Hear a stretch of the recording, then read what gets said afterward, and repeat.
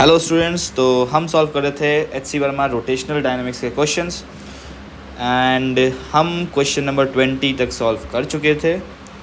ये था last question number 20 और आज शुरुआत करेंगे क्वेश्चन 21 के साथ। तो चलिए देखते हैं क्वेश्चन 21 क्या कहता है। A cubical block of mass m and edge A slides down a rough inclined plane of inclination theta with a uniform speed. Find the torque of the normal force acting on the block about its center. इस question में ना एक छोटा सा language का misconception है। मतलब यहाँ नॉर्मल फोर्स लिखा है, actually this shouldn't be normal force, this should be actually contact force, क्योंकि नॉर्मल फोर्स तो सेंटर से पास ही करेगा ना। तो नॉर्मल फोर्स जब सेंटर से पास कर रहा है तो उसका टॉर्क कितना होना चाहिए? ज़ीरो होना चाहिए। तो this actually should be contact force by the surface. तो चलिए अब हम अपना FBD देख लेते हैं। कहा है एक इंक्लाइंड प्लेन है जिसका इंक्लिनेशन थीटा है और एक क्यूबिकल ब्लॉक जिसका साइड लेंथ A है और मास m है, वो कांस्टेंट वेलोसिटी से स्लाइड कर रहा है। मतलब कि ये इक्विलिब्रियम कंडीशन पे होगा क्योंकि एक्सेलरेशन ज़ीरो है। मतलब कि नीचे की ओर फोर्स लग रहा होगा mg साइन थीटा और perpendicular to the incline force लग रहा होगा mg कॉस थीटा, और एक नॉर्मल फोर्स लग रहा होगा और ज़रूर कोई एक फ्रिक्शन फोर्स लग रहा होगा Fs। तो कांटेक्ट फोर्स के कारण मुझे सेंटर के अबाउट टॉर्क निकालना है, यानी कि इस सेंटर के अबाउट। चलिए इस ब्लॉक को थोड़ा और बड़े में देख लेते हैं हम।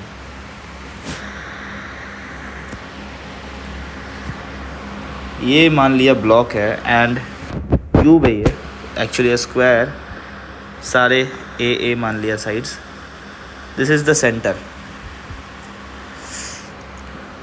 तो सबसे पहला तो एक नॉर्मल फोर्स जो सरफेस लगा रहा होगा, दो फोर्स से सरफेस लगा रहा है, एक तो नॉर्मल फोर्स और ये नॉर्मल फोर्स बिल्कुल सेंटर से पास करेगा, दैट इज़ N। और दूसरा contact force is the frictional force, that is Fs।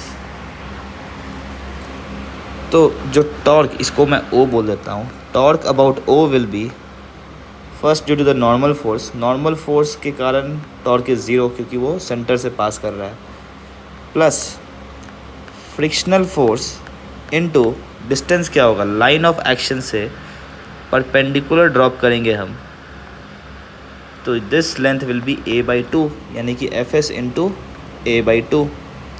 और ये जो डायरेक्शन है this is clockwise about O। तो अबाउट O ये क्लॉकवाइज मोमेंट प्रोड्यूस कर रहा है और यहाँ से टाउ O का वैल्यू आ गया फ्रिक्शन इंटू a/2। अब फ्रिक्शन कितना होगा? सिंस मेरा ब्लॉक इक्विलिब्रियम में है तो हम फोर्सेस को बैलेंस करेंगे अलोंग द इंक्लाइन। तो अलोंग द इंक्लाइन मेरा एक फोर्स फ्रिक्शन पीछे की ओर और एक वेट का कंपोनेंट आगे की ओर mg साइन थीटा लग रहा है। ये mg साइन थीटा एक्ट कर रहा है, यानी कि this friction should be equal to mg sine theta. तो torque about O due to contact force will be mg a sin theta by 2 and this is the answer. Next question number 22. Question 22 कह रहा है a rod of mass m and length L lying horizontally is free to rotate about a vertical axis through its center।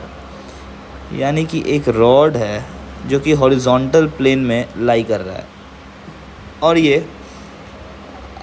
अपने vertical axis के about rotate कर सकता है।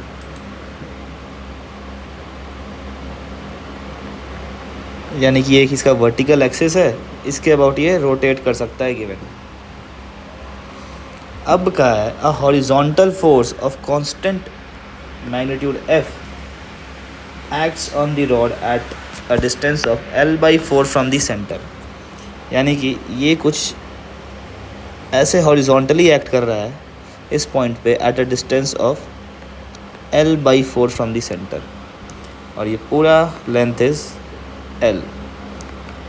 ये force मैं एक और डायग्राम में, अगर टॉप व्यू देखें हम अपने रॉड का, तो टॉप कुछ ऐसा दिख रहा होगा और axis along the plane of the board pass कर रहा है, यानी कि ये अंदर की ओर जा रहा है, स्क्रीन के अंदर की ओर जा रहा है, और फोर्स कुछ यहाँ पे ऐसे एक्ट कर रहा है। टॉप व्यू में बना रहा हूँ यहाँ से, ये इसे आप एक 3D व्यू समझ लेना, ये टॉप व्यू, और ये डिस्टेंस इज़ L/4। तो क्या होगा कि मेरा जो रॉड है ये कुछ इस तरफ रोटेट करने का टेंडेंसी होगा इसका, ठीक है। लिखा है force is always perpendicular to the rod, find the angle rotated by the rod during time t after the motion starts. तो मुझे एंगल पता करना है, और बोला है कि रॉड के हमेशा परपेंडिकुलरली एक्ट कर रहा है ये फोर्स सेम इस पॉइंट पे, यानी कि torque will be constant. What is torque? पहले टॉर्क आप बता दीजिए मुझे। अबाउट ओ टॉर्क जो एक्ट कर रहा होगा that will be force into the distance between the axis and the line of action of the force, यानी कि F इंटू डिस्टेंस कितना है L/4, यानी कि F L/4। और ये टॉर्क कांस्टेंट होगा क्योंकि थ्रू आउट द मोशन कहा है कि फोर्स हमेशा परपेंडिकुलर है और डिस्टेंस भी उतना ही है। तो मुझे एक चीज़ और पता है अपने टॉर्क इक्वेशन से कि tau is equals to moment of inertia I into angular acceleration alpha, ठीक है। रोटेशनल मैकेनिक्स में ये फॉर्मूला एक्चुअली आप रिलेट कर सकते हो लीनियर न्यूटन्स इक्वेशन से, F इक्वल्स टू ma, जहाँ पे force is torque, mass is moment of inertia and acceleration is alpha, ठीक है। तो पहले के क्वेश्चंस में हमने देखा होगा कि फोर्स पता होता था और हम फोर्स से एक्सेलरेशन पता करते थे, और उस एक्सेलरेशन, एक बार वो कांस्टेंट एक्सेलरेशन है तो अपने काइनेमेटिक इक्वेशंस का यूज़ करके कोई भी डिस्टेंस, टाइम या फिर जो भी पूछ रहा हो तो निकालते थे। तो यहाँ पे भी हमारा सेम अप्रोच रहेगा। तो टॉर्क मुझे मालूम है FL/4 equals to moment of inertia about this point O, that is IO, कितना होगा? रॉड के लिए होता है mL²/12 इंटू अल्फा। और यहाँ से हम सॉल्व करेंगे तो अल्फ़ा मिल जाएगा हमें। Alpha will be this will B into 3 times, एक L और एक L कैंसिल हो गया, यानी कि अल्फ़ा विल बी 3F/ml। अब एक बार अल्फ़ा पता चल गया, मुझे क्या पता करना है? फाइंड द एंगल रोटेटेड, यानी कि थीटा मुझे पता है। Theta can be written as omega initial t plus half alpha t²। तो यहाँ से theta can be written as omega initial, starting from rest दिया है तो ये 0, तो half alpha is 3F/ml into t², यानी कि थीटा का एक्सप्रेशन मिल गया मुझे 3/2 Ft²/ml, and this is the answer. Next question number 23 देखते हैं। तो देखिए क्वेश्चन 23 कह रहा है a square plate of mass 120 grams and edge 5 centimeter rotates about one of the edges. It has uniform angular acceleration of 0.2 radians per second. What torque acts on the plate? तो torque पता करना है। बहुत ही simple सा question, फिर से जैसे पहले के क्वेश्चंस में मुझे मास और एक्सेलरेशन गिवन होता था और हम फोर्स पता करते थे F इक्वल्स टू ma करके। यहाँ पे मुझे एंगुलर एक्सेलरेशन मालूम है, मास पता है और एक्सेस पता है, ठीक है। तो यहाँ पे मुझे बस मोमेंट ऑफ इनर्शिया पता करना है और उसे एंगुलर एक्सेलरेशन से मल्टीप्लाई करेंगे। तो इस एक्सिस के अबाउट रोटेट कर रहा है, this is my ICM, centre of mass से जो एक्सिस पास कर रहा है, that is my ICM, and let this be something ID. तो what will be ID? ID will be, parallel axis theorem का यूज़ करेंगे तो ICM प्लस MD स्क्वायर.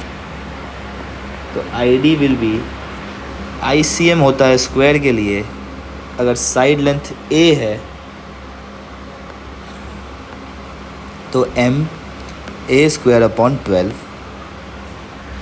तो MA square upon 12 plus D. What is the distance this distance D is equals to A by 2. तो प्लस M into A by 2 whole square. और इसे जब आप सिंप्लीफाई करेंगे तो ये आएगा MA स्क्वायर बाई 3.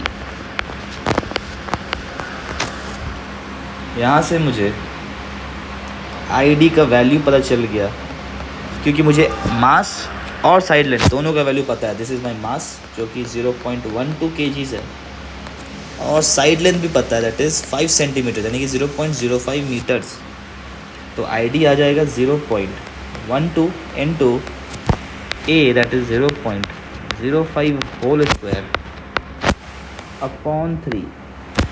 और जब आप इसे सॉल्व करोगे तो इसका वैल्यू आ जाएगा 0.12 into 0.05 whole square divided by 3.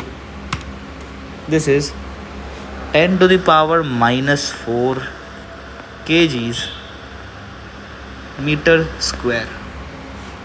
बस अब मुझे टॉर्क पता करना था. तो टॉर्क जो होगा about D axis, that will be moment of inertia about D axis into angular acceleration alpha. The torque will be ID is 10 to the power -4 into angular acceleration is 0.2 newton metre. या फिर इसको थोड़ा simplify करेंगे तो 2 into 10 to the power -5 newton metre. And this is the answer. Next question number 24. तो 24 का है, calculate torque on the square plate of the previous problem if it rotates about a diagonal with the same angular acceleration. तो अब कहा है ये जो square plate है सेम प्रीवियस स्क्वायर प्लेट है, ये इस बार किसी भी डायगोनल के अबाउट रोटेट कर रहा है. तो मैंने पहले भी बताया है कि स्क्वायर प्लेट, सॉरी डायगोनल तो ऐसा नहीं होगा, डायगोनल तो कुछ ऐसा होगा. दिस इज़ माई आई. तो मैंने ये अपने प्रीवियस वीडियो में बताया था कि स्क्वायर प्लेट के केस में कोई भी एक्सिस जो कि स्क्वायर के सेंटर से पास कर रहा है तो उसका moment of inertia will be MA square by 12. तो यहाँ से ये निकालेंगे तो 0.12 मास गिवन था प्रीवियस प्रॉब्लम में, और side length was 5 centimetres, this about by 12. तो ये 12 ये कट गया, ये 0.01 आ गया यहाँ से, यानी कि ये आ गया 25 इंटू यहाँ से 10 टू द पावर -4 और 2 यानी कि 10 to the power -6 kg metre square. अब फिर से टॉर्क मुझे पता चल जाएगा I अल्फ़ा यूज़ करके. I मिल गया 25 into 10 to the power -6 into previous question में अल्फ़ा गिवन था 0.2. तो यहाँ से this will be 5 into 10 to the power -6 newton metre. And this is the answer. Next question number 25. Question number 25 एक बोलूँगा मैं, मतलब ठीक ठाक क्वेश्चन है. इसको भी हम रिलेट करेंगे previously Newton's laws of motion के क्वेश्चन से. चलिए देखते हैं. क्वेश्चन में गिवन है a flywheel of moment of inertia 5 kg metre square. Flywheel कुछ नहीं, बस एक व्हील ही होता है. Flywheel is a wheel kind of thing जो कि काफ़ी भारी होता है, ठीक है। इसका मोमेंट ऑफ इनर्शिया मुझे दे दिया है I, that is 5 kg metre square, is rotated at a speed of 60 radians per second. यानी कि इनिशियली ओमेगा मुझे पता चल गया, that is 60 radians per second. Now because of friction at the axle it comes to rest in 5 minutes, यानी कि omega final is 0 और जो टाइम लगा इसमें टोटल 5 मिनट्स, यानी कि 5 × 60 करेंगे तो 300 सेकेंड्स। तो पहला part A, average torque of friction. तो टॉर्क पता करने के लिए मुझे मालूम है कि I into alpha, torque is equals to I into alpha. तो आई तो मुझे पता है, यहाँ से क्वेश्चन में गिवन है, एल्फ़ा पता करना है। तो what is my alpha? Alpha का फॉर्मूला होता है omega final equals to omega initial plus alpha into t. यहाँ से omega final is 0, omega initial is 60 plus alpha into t is 300।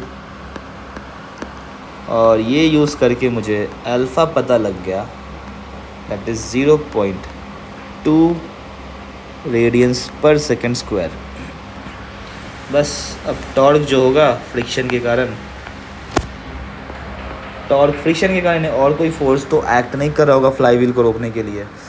जो फ्लाई व्हील का एक्सिस में एक एक्सल माउंटेड होगा और फ्लाई व्हील का गैप के बीच में जो फ्रिक्शन एक्ट कर रहा होगा वो फ्रिक्शन ही रिस्पॉन्सिबल होगा इस फ्लाई व्हील को रोकने के लिए। तो सिर्फ ये torque will be only due to friction, that is equal to I moment of inertia into alpha 0.2, this is equal to 1 newton metres.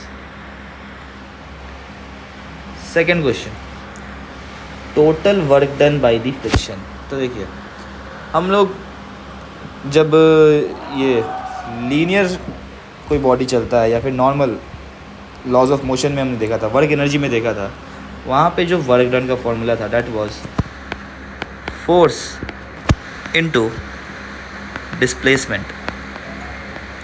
But यहाँ रोटेशनल काइनेमेटिक्स में ये फोर्स इज इक्विवेलेंट टू, मैंने पहले ही बताया, फोर्स जो है वो torque बन जाता है और डिस्प्लेसमेंट मेरा एंगुलर डिस्प्लेसमेंट बन जाता है।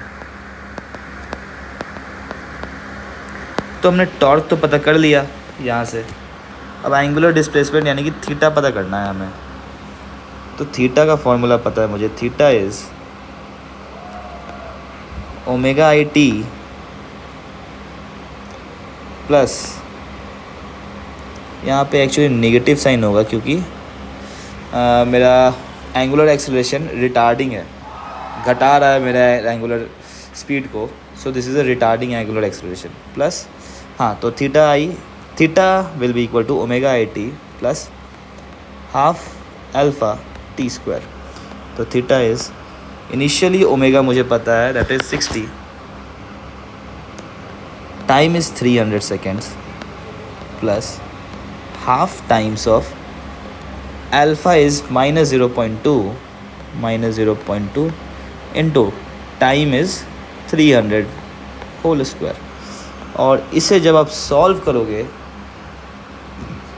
तो यहाँ से थीटा आ जाएगा 9000 रेडियंस। बस अब work done will be equal to torque into theta, और वैल्यूज़ पुट करेंगे तो 1, टॉर्क का वैल्यू 1 इंटू थीटा इज़ 9000, तो यानी कि ये आ गया 9000 जूल्स और 9 kilo joules. Next part C देखते हैं। पार्ट सी में पूछा है the angular momentum of the wheel 1 minute before it stops rotating. तो 1 minute before it stops rotating मतलब कि चौथे मिनट पे पूछा है।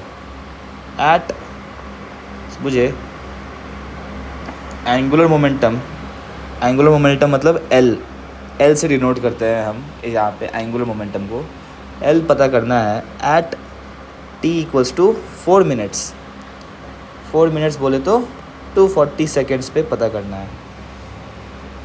तो देखिए मेरा प्रीवियसली जो हम लीनियर मोमेंटम के क्वेश्चंस कर रहे थे, तो लीनियर मोमेंटम जो होता है जिसको हम p से डिनोट करते हैं, that is mass into velocity.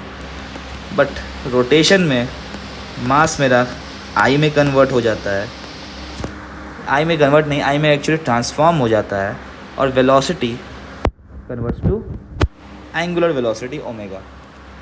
तो फिर से मुझे आई तो मालूम है, बट इस ओमेगा को पता करना है एट 240 सेकेंड्स। तो चलिए देखते हैं।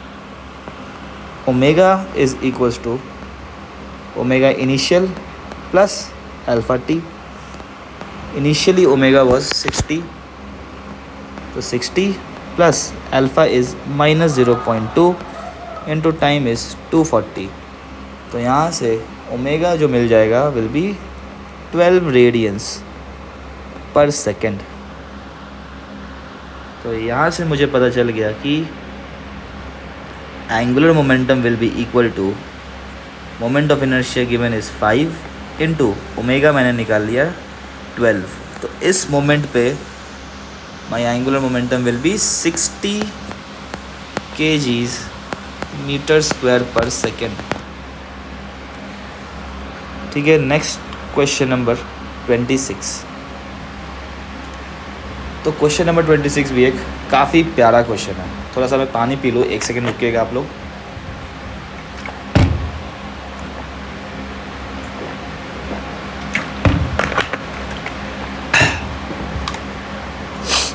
हाँ, तो क्वेश्चन 26 देखते हैं।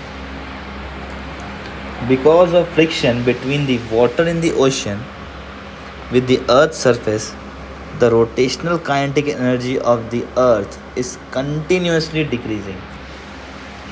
If the earth's angular speed decreases by 0.0016 radians per day in 100 years, यानी कि मुझे एक्चुअली में एंगुलर एक्सेलरेशन पता चल गया यहाँ से, दैट इज़ डिक्रीज़ कर रहा है, यानी कि माइनस 0.0016 रेडियंस पर डे पर 100 ईयर्स, मतलब 100 ईयर्स में इतना डिक्रीज़ कर रहा है, 100 ईयर्स। तो find the average torque of friction on the earth, इसका रेडियस गिवन है 6400 kilometre and mass is given as 6 into 24 kg, 6 into 10 to the power 24 kg। तो फिर से मुझे टॉर्क पता करना है,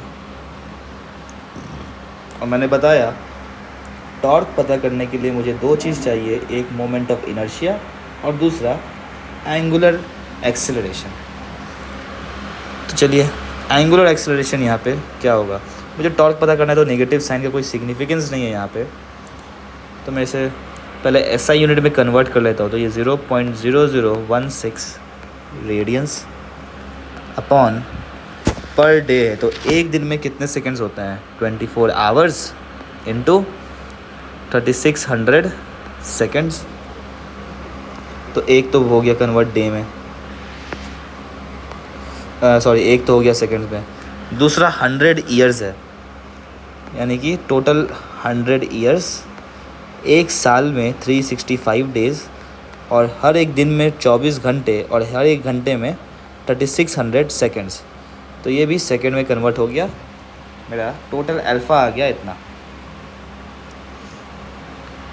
बस अब मुझे आई पता करना है।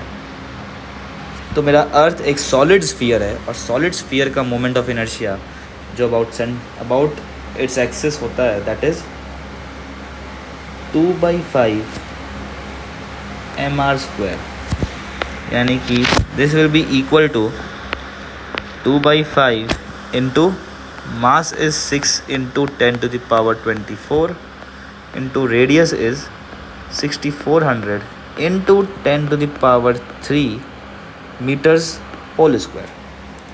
That's it. अब टॉर्क को निकालने के लिए ये आई और अल्फ़ा को मल्टीप्लाई कर दो, और जब आप मल्टीप्लाई करोगे तो आप इसे कैलकुलेट कर लेना, आपको आंसर मिलेगा around 5.8 into 10⁻20 newton metres. Next question number 27। A wheel rotating at a speed of 600 rpm about its axis is brought to rest by applying a constant torque for 10 seconds.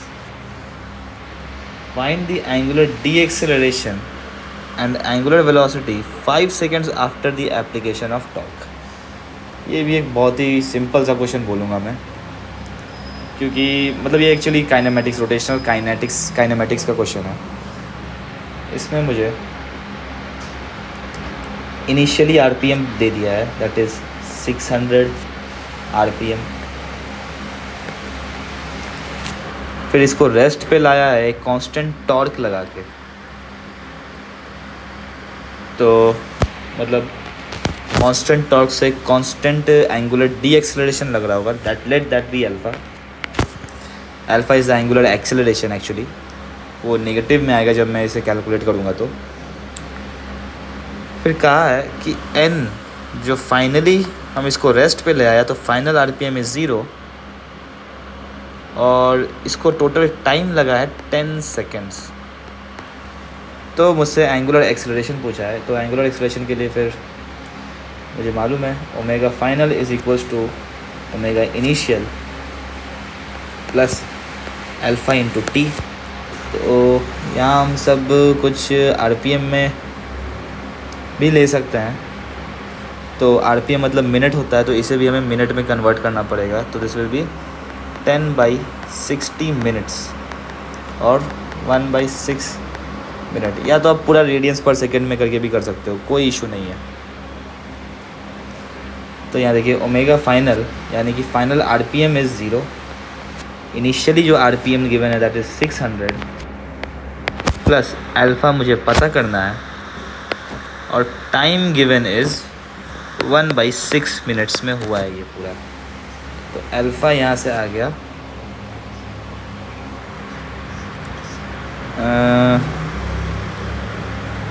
10 seconds को किया मैंने minutes में, तो 1/6। Okay,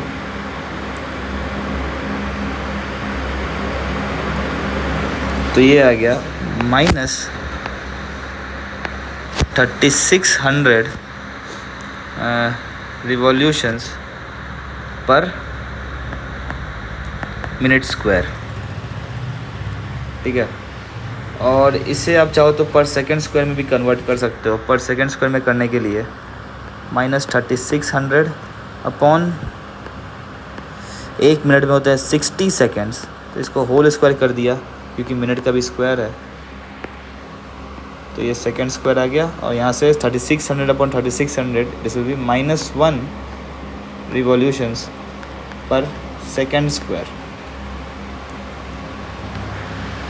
next question पूछा है the angular velocity 5 seconds after the application of torque. तो 5 second बाद कितना एंगुलर वेलोसिटी होगा, चलिए देख लेते हैं। फिर से ओमेगा, यही फार्मूला यूज़ करेंगे हम। तो जो फाइनली जो ओमेगा आएगा दैट इज़ फाइनल आरपीएम देख लेते हैं। Final RPM will be equal to initial RPM that is 600 minus alpha is 3600 into time will be 5 seconds यानी कि 5/60 मिनट्स। तो यहाँ से दिस ये चला जाएगा 60 टाइम्स, 6 इंटू 5 इज़ 300, तो 600 माइनस 300 इज़ 300 RPM। आप सारे को रेडियंस पर सेकेंड में कन्वर्ट करके भी कर सकते हो, और उसके लिए रिवॉल्यूशन जो होता है 1 revolution is 1 revolution is equals to 2 pi radiance.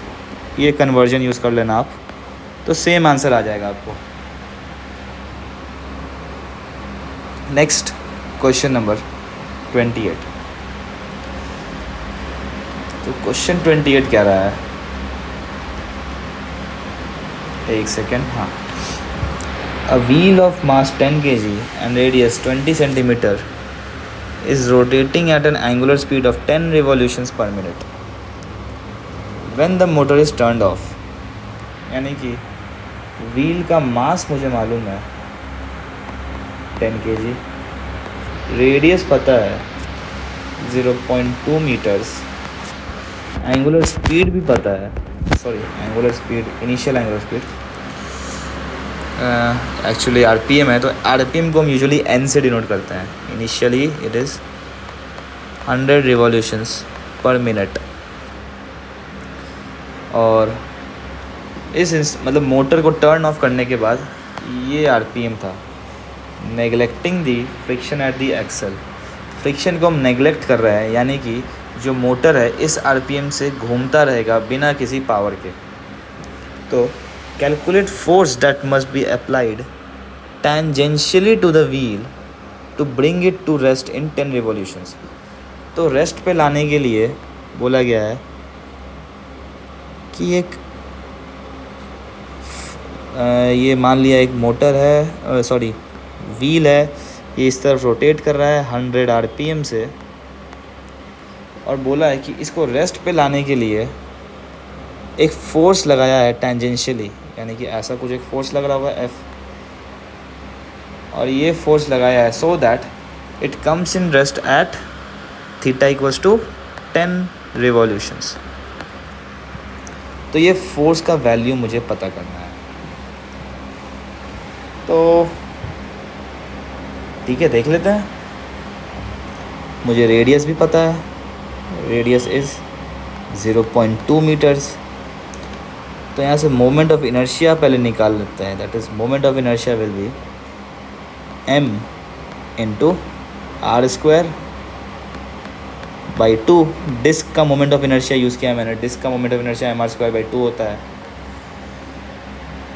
तो जब आप इसे देखोगे तो this will come out as 0.04, ये आएगा 0.04, यानी कि 0.04 by 2 is 0.02 into 10 is 0.2 kg metre square. ठीक है, और फर्दर हमें ओमेगा इनिशियल पता कर लेते हैं रेडियंस पर सेकेंड में। तो 100 इंटू एक रिवॉल्यूशन में होता है,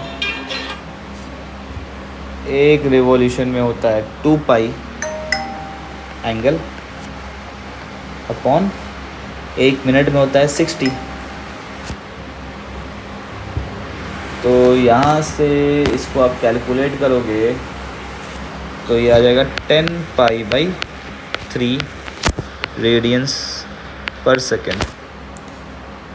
और सिमिलरली थीटा को हम कैलकुलेट करेंगे तो रिवॉल्यूशन में इनको रेडियन में कन्वर्ट करेंगे तो 10 इंटू 2 पाई रेडियंस आ जाएगा ये, यानी कि ये 20 पाई रेडियंस।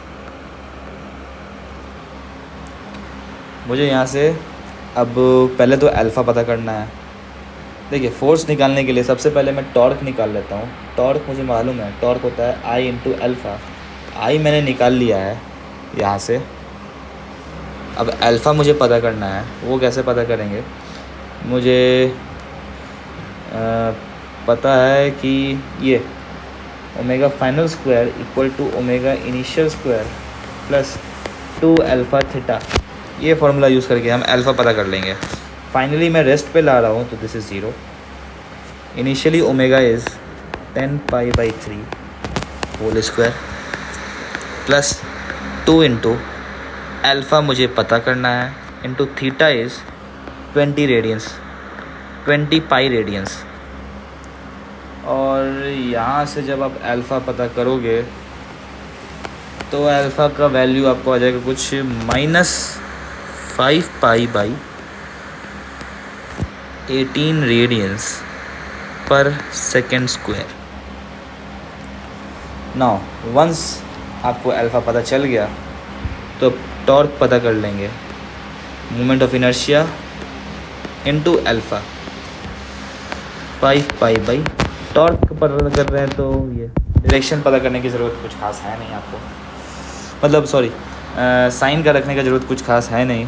एक्चुअली अब मैग्नीट्यूड पता करना है मुझे फोर्स का, और डायरेक्शन तो मुझे मालूम ही है कि अपोजिट डायरेक्शन में लगाना पड़ेगा रोकने के लिए। तो जब आप इसे कैलकुलेट करोगे तो ये आ जाएगा 0.175 न्यूटन मीटर। और यहाँ से मुझे एक और चीज़ पता है कि टॉर्क ऐसे हम निकालते कैसे हैं, force into perpendicular distance from the point of application, यानी कि इस पॉइंट से एक परपेंडिकुलर ड्रॉप करते हैं हम और ये डिस्टेंस निकालते हैं, दैट इज़ आर। तो यहाँ पे आर, तो यहाँ से force will be equal to torque upon R, और ये होगा 0.175 बाई आर इज़ 0.2। तो इसका वैल्यू आपको मिल जाएगा करीब करीब 0.873 Newton's, and this is the answer. Next question number 29। देखिए क्वेश्चन 29 में क्या है, a cylinder rotating at N angular speed of 50 revolutions पर सेकेंड, यानी कि इनिशियली मुझे ओमेगा पता चल गया, दैट इज़ 50 रिवॉल्यूशंस है, यानी कि 50 इंटू 2 पाई, तो ये रेडियंस में कन्वर्ट हो गया, और पर सेकेंड तो है ही पहले से। Is brought in contact with an identical stationary cylinder, यानी कि देखिए यहाँ पे एक सिलेंडर है और इसे मैंने एक और सिलेंडर के साथ कांटेक्ट में लाया है। तो इनिशियली ये सिलेंडर मान लिया कुछ एंटी क्लॉकवाइज रोटेट कर रहा था, ये ओमेगा इनिशियल क्या है 100 पाई आ जाएगा, ये 100 पाई रेडियंस पर सेकेंड, ये कुछ 100 पाई रेडियंस पर सेकेंड से रोटेट कर रहा था, and this was at rest. तो because of kinetic friction torque acts on the two cylinder accelerating the stationary one and decelerating the moving one. तो अब इसको जैसे ही कांटेक्ट में लाए हैं हम, तो यहाँ से क्या होगा कि ये मोशन में जो है इसका स्पीड घटना चालू हो जाएगा, यानी कि इस पर कुछ एक निगेटिव रिटार्डेशन लग रहा होगा अल्फ़ा का, और ये जो सिलेंडर है जो रेस्ट पे है ये कुछ एक्सेलरेट करना चालू कर देगा, कुछ एक एक्सेलरेशन से चालू कर देगा, डेट इज़, और लिखा है if the common magnitude of acceleration and deceleration be 1 revolution per second square, यानी कि दोनों का एक्सेलरेशन और डी एक्सेलरेशन का मैग्नीट्यूड सेम है, let this be alpha, and alpha दिया है मुझे 1 रिवॉल्यूशन पर सेकेंड स्क्वायर, यानी कि 1 revolution is 2 pi radians per second square. तो पूछा है how long will it take before the two cylinders have equal angular speed. चलिए देख लेते हैं, मैं इसे ओमेगा इनिशियल 1 बोल देता हूँ, क्योंकि और ये सिलेंडर 1 है, ये सिलेंडर 2 है, तो ओमेगा फाइनल अगर मैं 1 का देखूँ तो कितना होगा, this is omega initial 1 plus alpha 1 into time, और इसका एक्सप्रेशन आप देखोगे तो ओमेगा इनिशियल 1 गिवन है 100 पाई प्लस अल्फ़ा गिवन है 2 पाई, लेकिन ये रिटार्डिंग है पहले वाले हमारे पहले वाले सिलेंडर के लिए, रिटार्डिंग कुछ ऐसा नहीं होगा, रिटार्डिंग का डायरेक्शन कुछ ऐसा होगा, तो यहाँ होगा -2 pi into time is T. और सिमिलरली ओमेगा फाइनल 2 सिलेंडर का देखें तो this is omega initial 2 plus alpha 2 into T.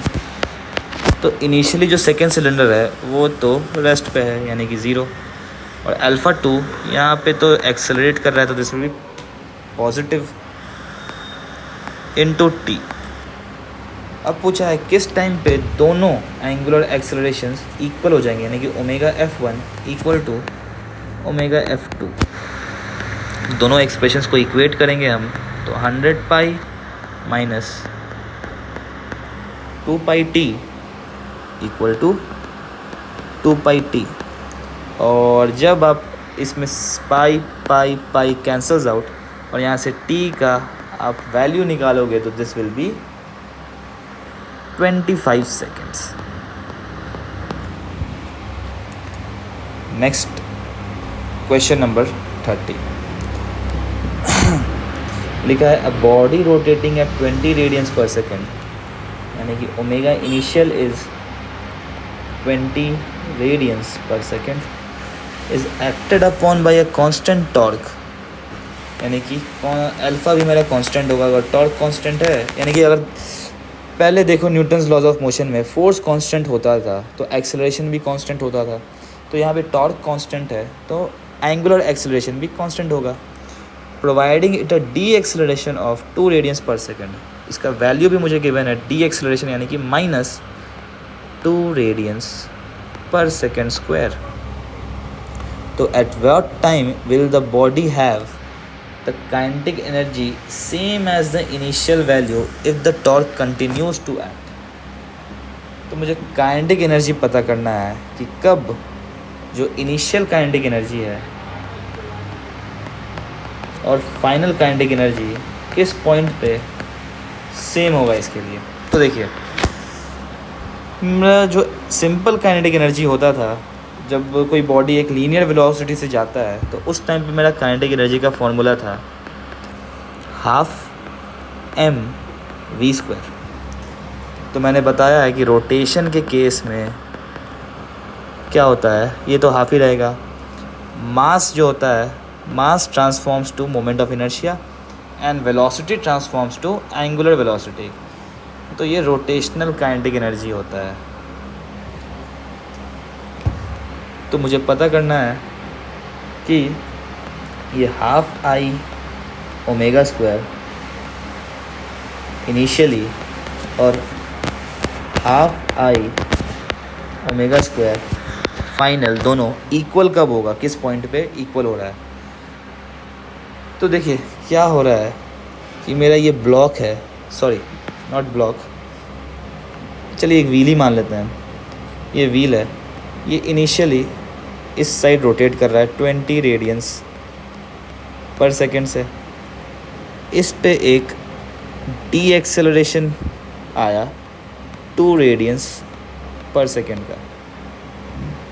कुछ देर बाद, मतलब अगर प्रिसाइसली बात करें तो 10 सेकेंड के बाद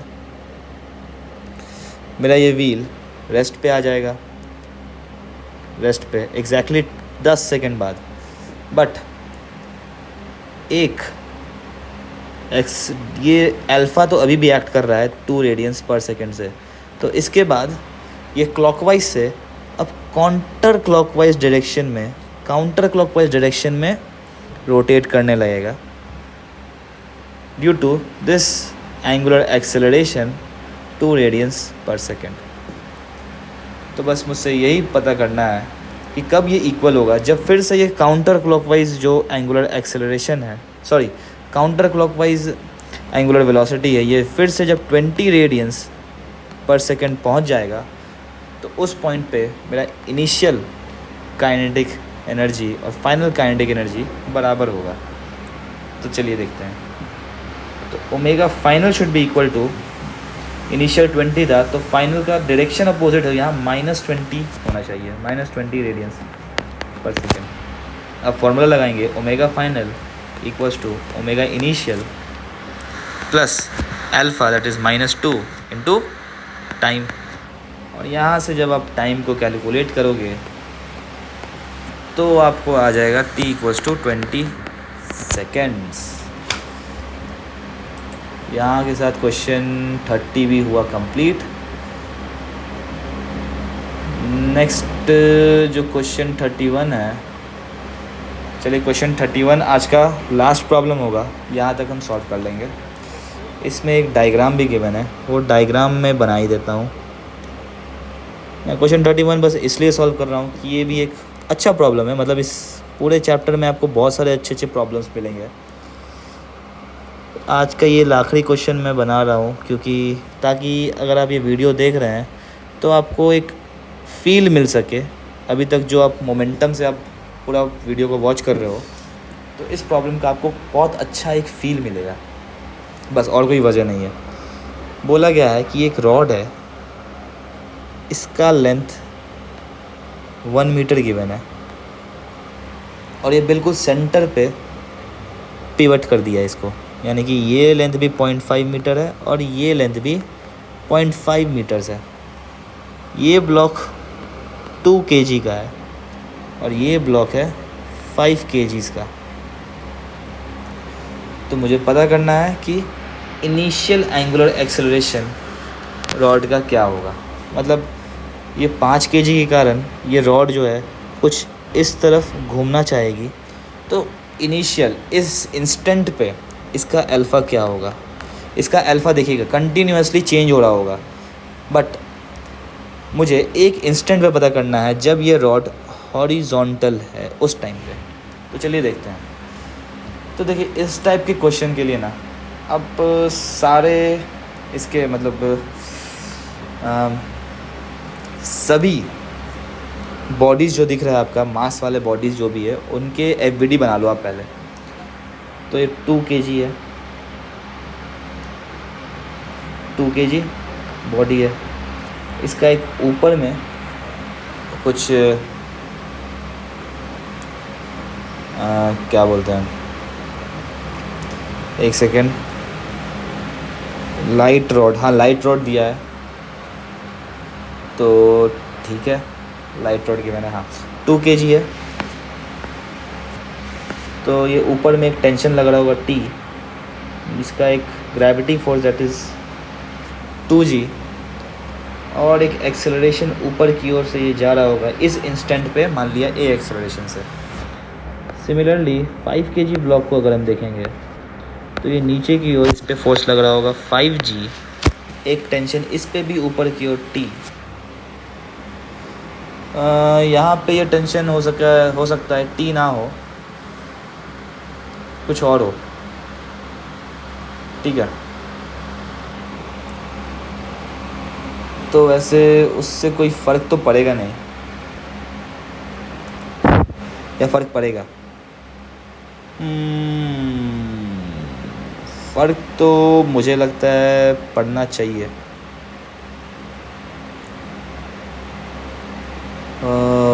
5g into what will be torque जो एक्ट कर रहा होगा, हाँ ठीक है। ये लाइट रॉड के केस में ऐसे सेम होना चाहिए। चलिए हम इसे दूसरे कॉन्सेप्ट से देखते हैं, थोड़ा रॉड का हम एफबीडी देखते हैं, इससे थोड़ा कन्फ्यूजन क्रिएट हो रहा है। तो एक दूसरा अप्रोच, इसमें हम रॉड का एफबीडी देखेंगे। ये रॉड है जो सेंटर के अबाउट पिवटेड है, ये एक एंगुलर एक्सेलरेशन इसका मान लिया कुछ अल्फ़ा ऐसा, ये पॉइंट O मान लिया हमने। एक इधर पे फोर्स लग रहा होगा दैट विल बी 2g इस ब्लॉक के कारण, और एक इधर पे फोर्स लग रहा होगा दैट विल बी 5g इस ब्लॉक के कारण, ठीक है। और ये एक्सेलरेशन इज़ अल्फ़ा। तो अब पहले तो मुझे moment of inertia of the system about O बता देना है, that will be m1r1 square plus m2 r2 square. और रॉड मेरा लाइट है इसीलिए रॉड का मोमेंट ऑफ इनर्शिया नहीं आ रहा है क्योंकि मास ही नहीं है रॉड का। तो यहाँ से IO will be m1 is 2 kg, r1 is 0.5 square plus